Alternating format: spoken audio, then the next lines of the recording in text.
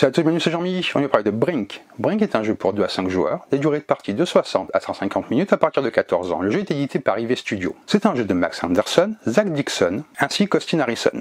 Dans le Brink, les Moonrakers se trouvent au bord du gouffre. Libérés du jeu oppressif de l'Alliance utopienne, ils luttent désormais pour préserver leur indépendance et redéfinir leur identité. Tandis que de nouvelles alliances se forment, que de nouvelles factions émergent, les capitaines tournent leur regard vers les confins du système à la recherche de nouvelles ressources, d'influence et de prestige. Mais ces alliances, fragiles, ne dureront pas. Tôt ou tard, un leader devra émerger, ou bien tout s'effondrera. Brink est un jeu de placement d'ouvriers, de commerce ainsi que de votes cachés. Dans l'univers de Moonraker, il marie la stratégie planifiée, typique du placement d'ouvriers, avec la négociation. À chaque tour, les joueurs envoient l'un de leurs 3 vaisseaux de taille différente sur une grille hexagonale. Chaque case leur procure des ressources, des actions et surtout du pouvoir d'influence au sein d'une faction, selon la couleur du secteur choisi. À la fin de chaque manche, un vote secret détermine quelle faction marquera des points. Ces points sont ensuite multipliés par le niveau d'influence, détenu par chaque joueur pour cette faction. Les capitaines pourront améliorer leur vaisseau, recruter des ambassadeurs, explorer de nouveaux systèmes et dépenser leur influence pour accomplir des objectifs de faction, débloquant ainsi de nouvelles capacités. À chaque partie, la carte se révèle différemment, créant de nouvelles opportunités stratégiques et de nouveaux défis. À l'issue de 3 manches, le joueur ayant accumulé le plus de points sera déclaré vainqueur.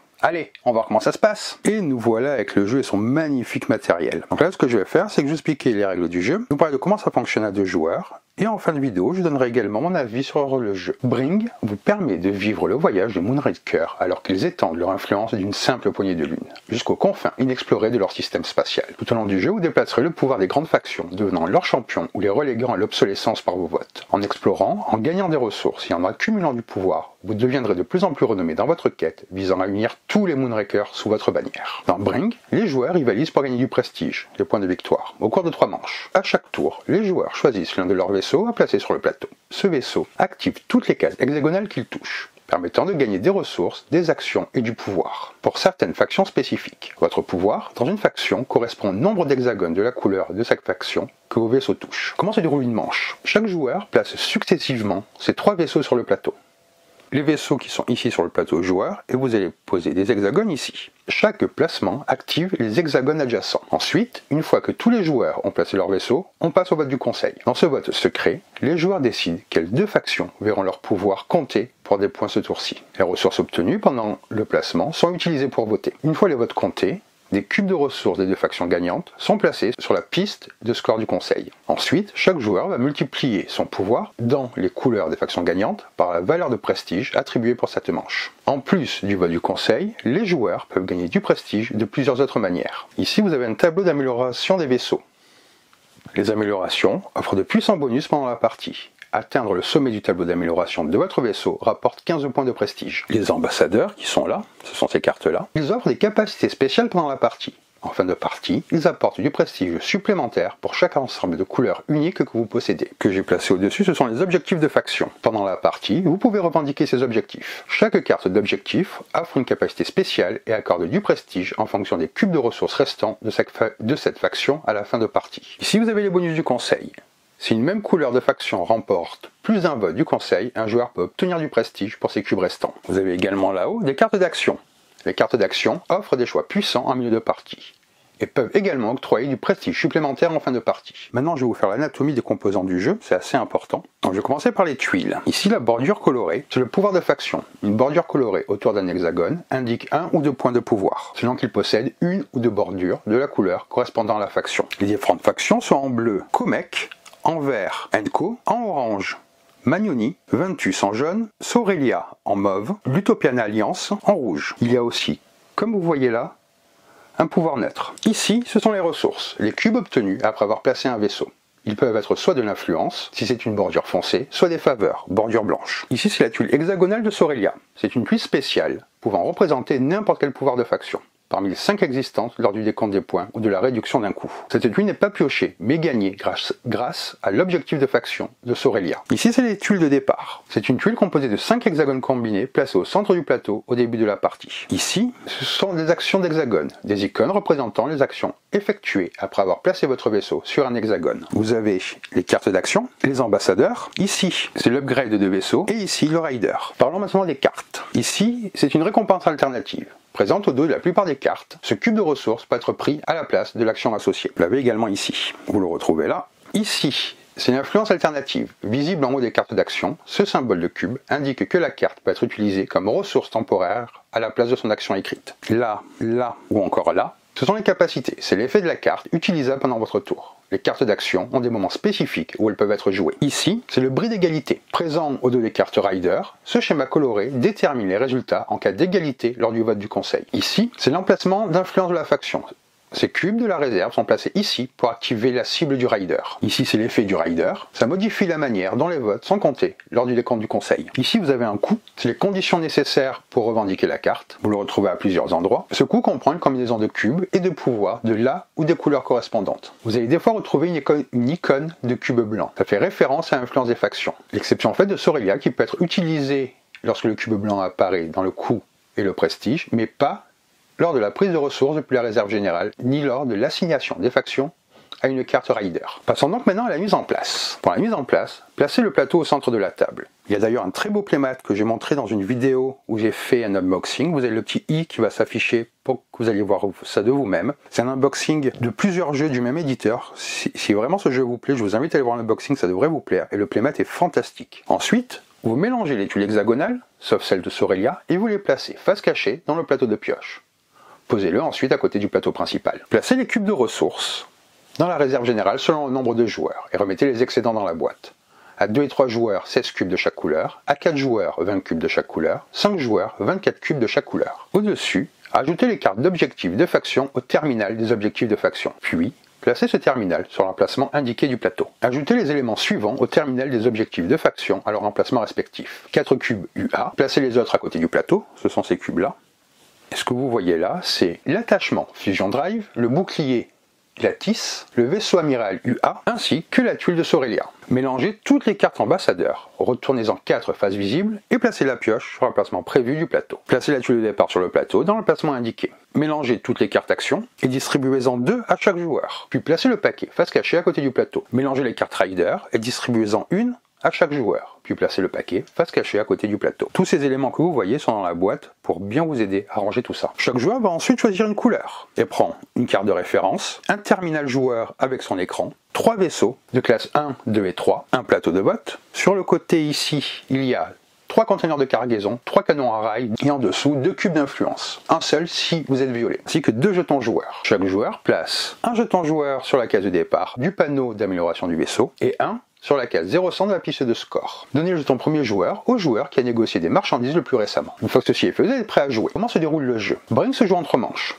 À chaque manche, les joueurs commencent leur tour en plaçant l'un de leurs 3 vaisseaux et si possible en explorant des hexagones. Après avoir placé leur vaisseau, les joueurs peuvent effectuer n'importe lequel des actions dans l'ordre de leur choix avant de terminer leur tour. Utiliser des actions d'hexagone, collecter des ressources, négocier avec les autres joueurs, jouer des cartes d'action, remplir des objectifs de faction, utiliser les capacités de faction ou ambassadeur. Une fois que tous les joueurs ont placé leurs 3 vaisseaux et terminé leurs actions, on procède au décompte du conseil, ce qui met fin à la manche. Le joueur ayant remporté le plus de points de prestige, points de victoire, à la fin de la 3e manche remporte la partie. Comment placer son vaisseau? Lors de votre tour, vous placez un de vos 3 vaisseaux sur ou à l'intérieur des bords d'un hexagone selon le type de vaisseau. Vous n'êtes pas obligé de les placer dans un ordre particulier. Le placement du vaisseau détermine les actions d'hexagone possibles à ce tour et peut déclencher une exploration en piochant de nouvelles tuiles. Vous avez ici le rond, celui-là, c'est le petit vaisseau. Il doit être placé dans un hexagone exploré ou dans une région inexplorée adjacente à un hexagone exploré. Un seul vaisseau de classe 1 peut occuper un hexagone, c'est-à-dire que si moi je me place là avec ce vaisseau-là, mon adversaire ne pourrait pas. Placer un vaisseau à chaque tour. Celui à côté, ici,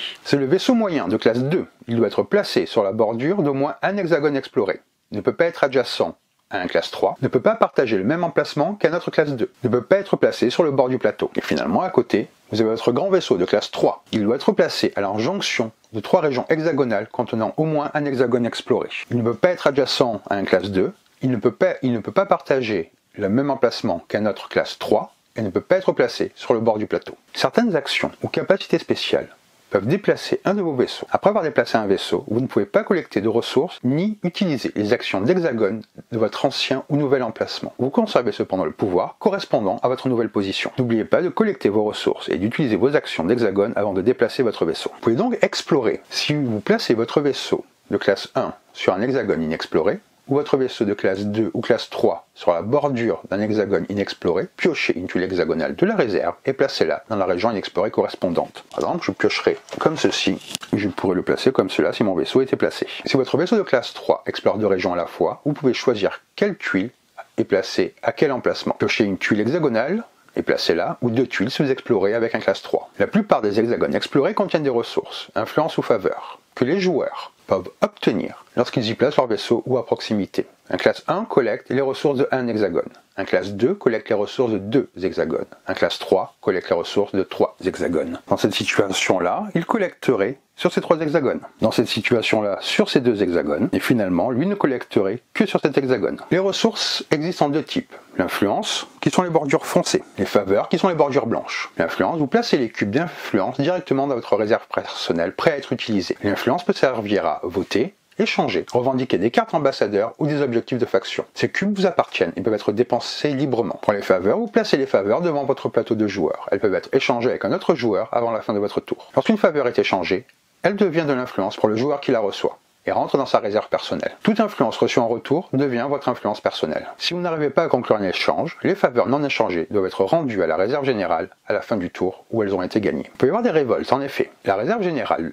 de ressources de faction est limitée. Si un cube de ressources est requis, mais qu'il n'en reste plus dans la réserve, une révolte se déclenche. Tous les joueurs, y compris celui qui a provoqué la révolte, doivent immédiatement perdre la moitié, arrondi à l'unité supérieure, de leur influence, en rendant les cubes de cette couleur à la réserve générale. Ensuite, le joueur actif peut continuer à collecter les ressources nécessaires. Par exemple, si un joueur doit collecter 3 cubes de Sorelia, mais qu'il n'en reste que 2.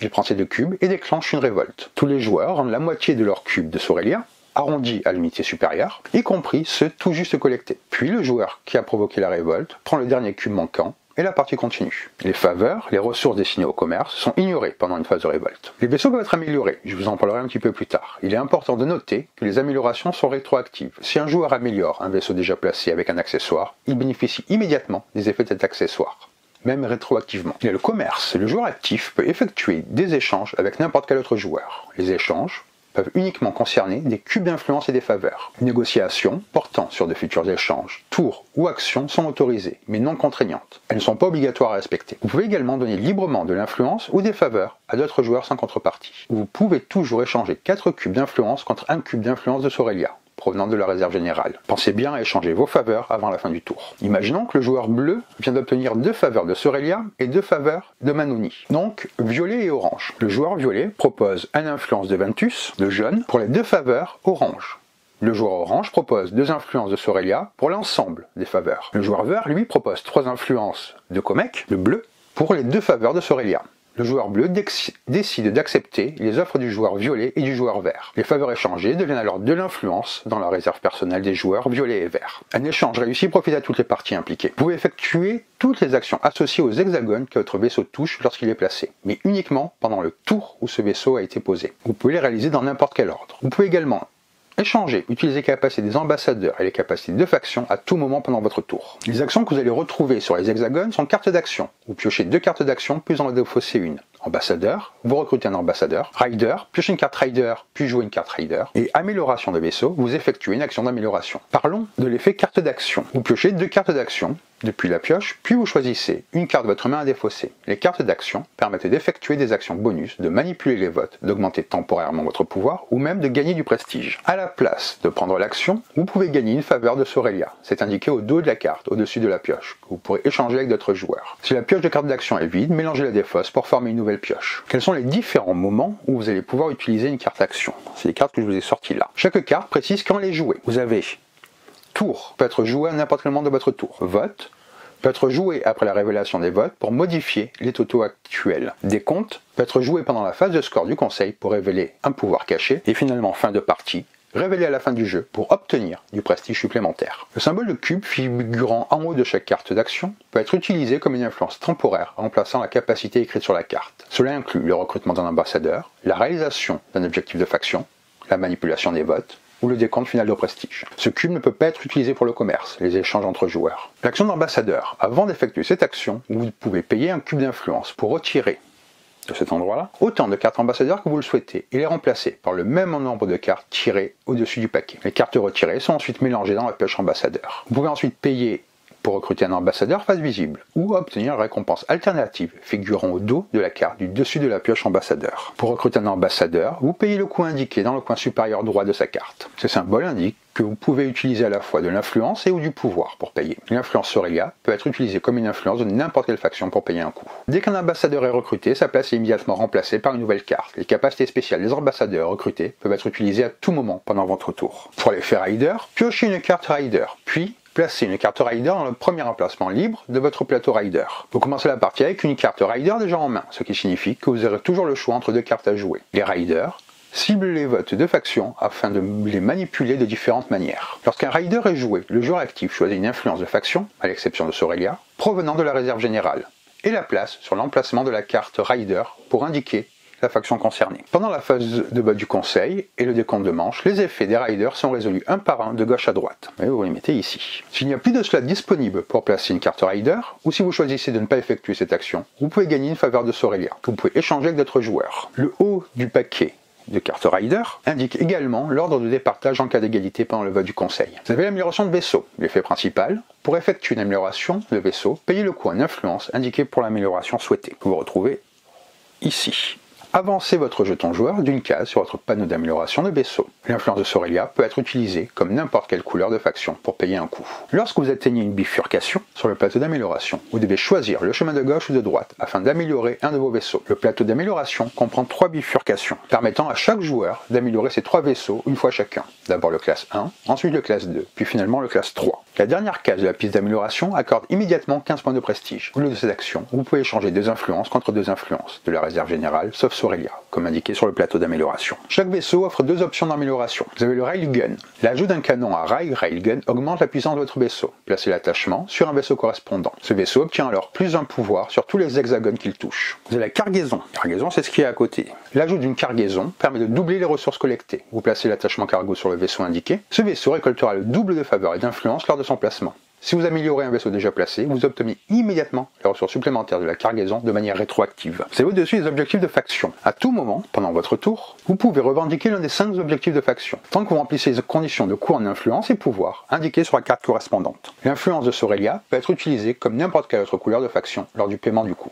Vous pouvez revendiquer plusieurs objectifs au cours d'un même tour et placer les cartes devant vous au fur et à mesure. En fin de partie, les objectifs rapportent également du prestige supplémentaire. Je vais vous les dire dans l'ordre. Accord commercial de l'UA. Coût, 9 influences et pouvoirs combinés de Comet. Pour le joueur qui le revendique, il gagne immédiatement 4 cubes UA dans sa réserve personnelle. Ces cubes peuvent être utilisés comme modes spéciaux, chaque cube retirant 2 votes d'une faction pendant le conseil. En fin de partie, marquez du prestige supplémentaire pour chaque influence Comet dans votre réserve personnelle. Pour tous les joueurs, placez immédiatement 2 cubes UA sur chaque tuile UA visible sur le plateau. Lorsqu'un joueur place un vaisseau sur une de ces tuiles UA, il reçoit un cube, ou 2 s'il possède une amélioration cargo. Développement du moteur à fusion. Coût 9 influences et pouvoir combiné de Ventus. Pour le joueur qui le revendique, attache immédiatement le moteur à fusion à son vaisseau de classe 2. Une fois par tour, ce joueur peut payer une influence de Ventus pour déplacer ce vaisseau d'un hexagone à n'importe quelle région explorée. Ce déplacement n'active pas d'action ni de collecte de ressources, mais modifie son pouvoir selon la nouvelle position. En fin de partie, marquez le prestige supplémentaire pour chaque influence de Ventus dans votre réserve. Pour les autres joueurs, une fois par tour, un joueur peut payer 3 influences de Ventus pour déplacer son propre vaisseau classe 2 vers un hexagone exploré, en respectant la règle normale de placement. Ensuite, construction d'un bouclier lattice. 9 influences et pouvoirs combinés de Enco. Pour le joueur qui le revendique, placez immédiatement le bouclier sur n'importe quelle tuile explorée. Il peut partager son emplacement avec le vaisseau amiral. Une fois par manche, le joueur peut retourner cette carte objectif pour déplacer le bouclier lattice ailleurs. En fin de partie, marquez du prestige supplémentaire pour chaque influence Enco dans votre réserve. Pour tous les joueurs, l'hexagone contenant le bouclier vaut plus 1 pouvoir dans la couleur de sa faction. Acte de guerre. 9 influences et pouvoirs combinés de Manoni. Pour le joueur qui le revendique, placez immédiatement le vaisseau amiral sur n'importe quelle tuile explorée. Il peut partager son emplacement avec le bouclier. Une fois par manche, le joueur peut retourner cette carte objectif pour déplacer le vaisseau amiral. En fin de partie, marquez du prestige supplémentaire pour chaque influence Manoni dans votre réserve. Pour tous les joueurs, l'hexagone contenant le vaisseau amiral réduit son pouvoir de 1 dans la couleur correspondante. Découverte de Aurelia. Coût, cette influence de Aurelia et pouvoir de l'UA. Pour le joueur qui le revendique, placez immédiatement la tuile Aurelia dans une région inexplorée adjacente a au moins une tuile explorée. Pour ce joueur, l'influence Sorelia vaut désormais 3 votes au lieu de 2. En fin de partie, marquez du prestige supplémentaire pour chaque influence Sorelia dans votre réserve. Pour tous les joueurs, la toile Sorelia nouvellement placée offre une influence de Sorelia lors de la collecte de ressources. Elle compte comme n'importe quel pouvoir de faction. Chaque joueur choisit quelle faction le représentera pendant le décompte du conseil. Passons maintenant au vote du conseil. Une fois que tous les joueurs ont placé leurs 3 vaisseaux, on entre dans la phase du conseil, où chacun vote avec ses influences pour déterminer quelles deux factions gagneront du prestige de cette manche. Tous les joueurs placent simultanément des cubes d'influence depuis leur réserve dans leur plateau de vote caché, en choisissant les factions qu'ils veulent soutenir. Il n'y a aucune limite au nombre de factions votées, ni à la quantité d'influence utilisée. Lorsque tous sont votés, tous les plateaux sont révélés en même temps. Règle de vote. Sauf indication contraire, ambassadeur ou rider, vous ne pouvez voter que pour une faction correspondante à la couleur de vos cubes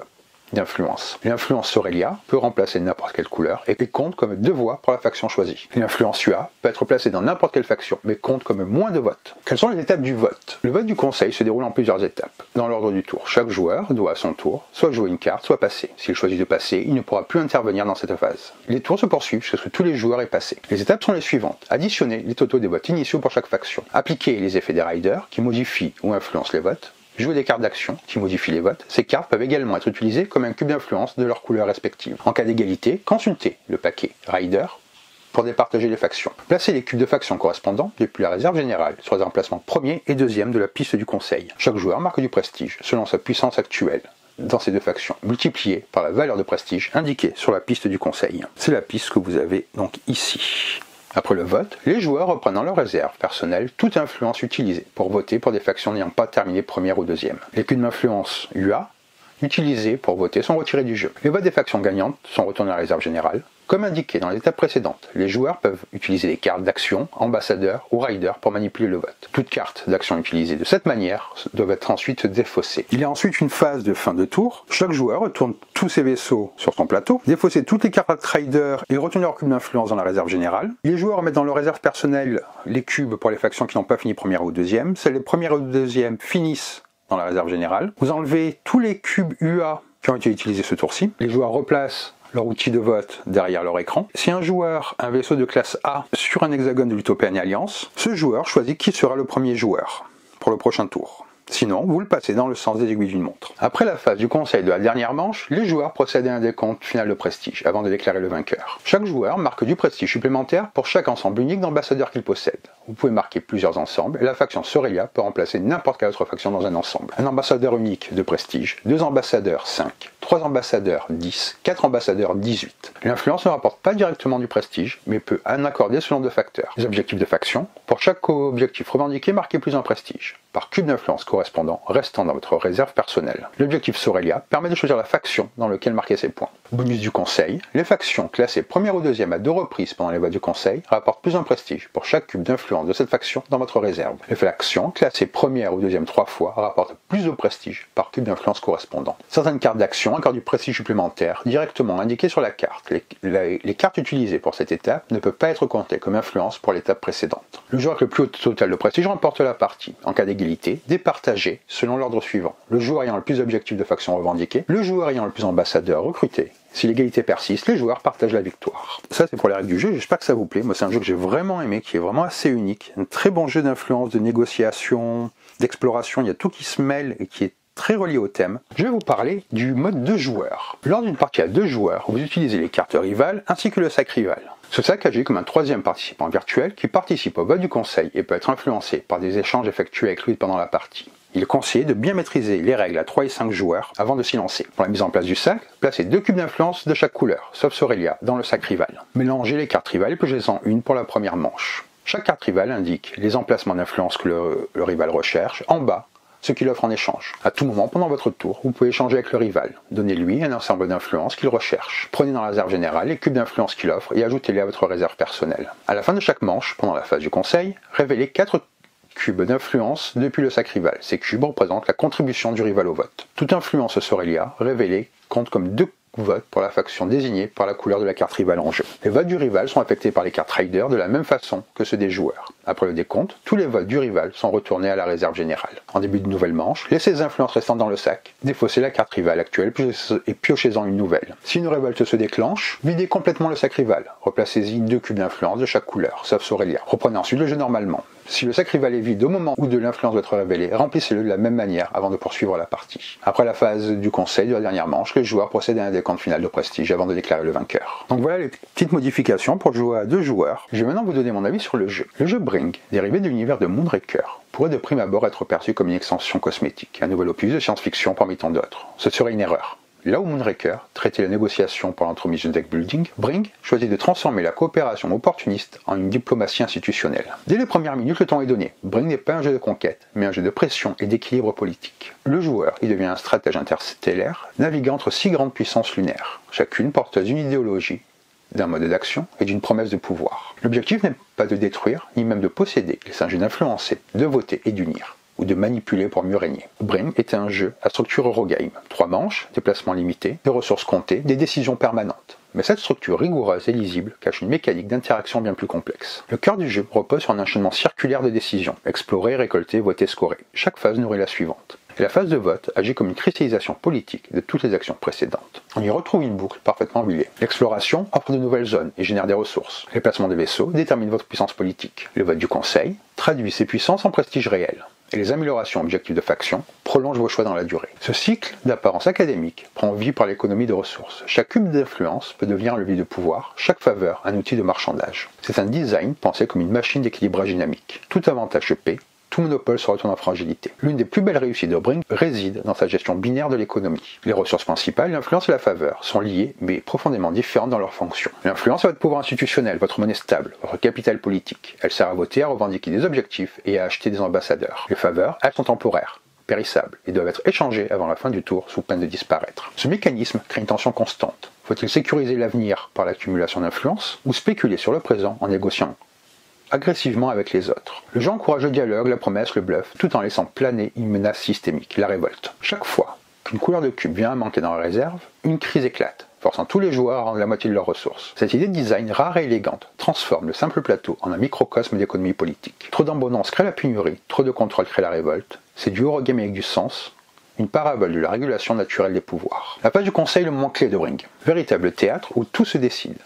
Ici, chaque joueur dépose ses influences dans un plateau de vote caché pour élire 2 factions dominantes de la manche. Le système est d'une précision chirurgicale. Les votes Sorelia comptent double et servent de joker. Les votes Tua ont une valeur négative et servent à saboter. Les riders et cartes d'action viennent troubler les équilibres en cours. La tension est palpable, on ne joue plus seulement contre le hasard ou la logique, mais contre les autres. Les alliances temporaires se forment, les trahisons s'esquissent, les marchandages de dernière minute surgissent à la table. Cette dimension sociale codifiée est géniale, mais ici, elle est canalisée dans un système de mécanique pure. Pas de discours ni de bluff, verbal obligatoire, tout passe par la manipulation des ressources. Le résultat est une diplomatie silencieuse, presque mathématique, mais d'une intensité rare. L'autre clé de Brink est sa piste d'amélioration des vaisseaux, une trouvaille d'élégance. Chaque joueur avance son marqueur pour améliorer ses 3 vaisseaux successivement, classe 1, 2 et 3, tout en choisissant bien 2 orientations. Railgun pour renforcer la puissance militaire, cargo pour accroître la production économique. L'intelligence de cette mécanique tient dans sa rétroactivité. Toute amélioration s'applique immédiatement, même si le vaisseau est déjà placé sur le plateau. Autrement dit, chaque avancée réécrit le passé. Un vaisseau déjà engagé devient instantanément plus fort ou plus rentable. Ce concept donne au jeu une fluidité temporelle, une sensation de continuité logique que peu de jeux réussissent à atteindre. Les 5 objectifs de faction constituent l'un des systèmes les plus narratifs du jeu. Là où d'autres titres se contentent de bonus abstraits, Blink relie ses objectifs à des événements concrets et visibles sur le plateau. L'UI Trade Agreement introduit des votes négatifs. Le Fusion Drive ajoute de la mobilité. Le bouclier défend des zones et crée de nouvelles stratégies défensives. L'acte de guerre ouvre la voie à la confrontation politique. Et découvrir Sorelia fait émerger une tuile qui réinvente la carte en fin de partie. Chaque objectif plane sur le plateau, redistribue les avantages et fait émerger une micro-asymétrie entre les joueurs, sans jamais rompre la symétrie de base. C'est une symétrie subtile, maîtrisée, presque conceptuelle. Les règles restent identiques, mais les conséquences divergent. Rares sont les jeux politiques, capables de suivre une configuration duel. Ici, Brink étonne par la pertinence de son système rival. Un sac et un jeu de cartes, simulant un troisième acteur neutre. Le rival vote, échange et crée de la pression sur les majorités.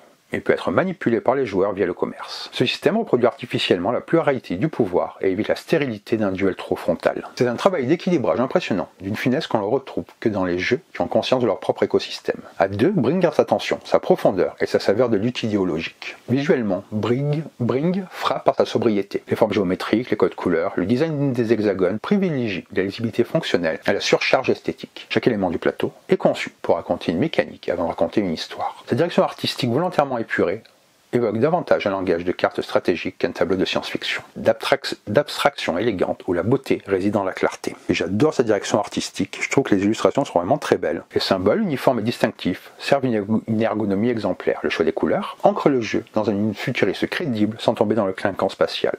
On sent la main d'un studio conscient de sa ligne visuelle. Le jeu immerge par sa cohérence, le graphisme soutient la mécanique. Ce qui distingue Brink, c'est son refus du conflit direct. Il s'agit d'un jeu de convergence et d'opportunisme, non d'agression. Chaque partie devient une danse lente où le joueur apprend à composer avec les rapports de force plutôt qu'à les briser. Ce n'est pas un jeu de guerre, mais un jeu de coexistence stratégique.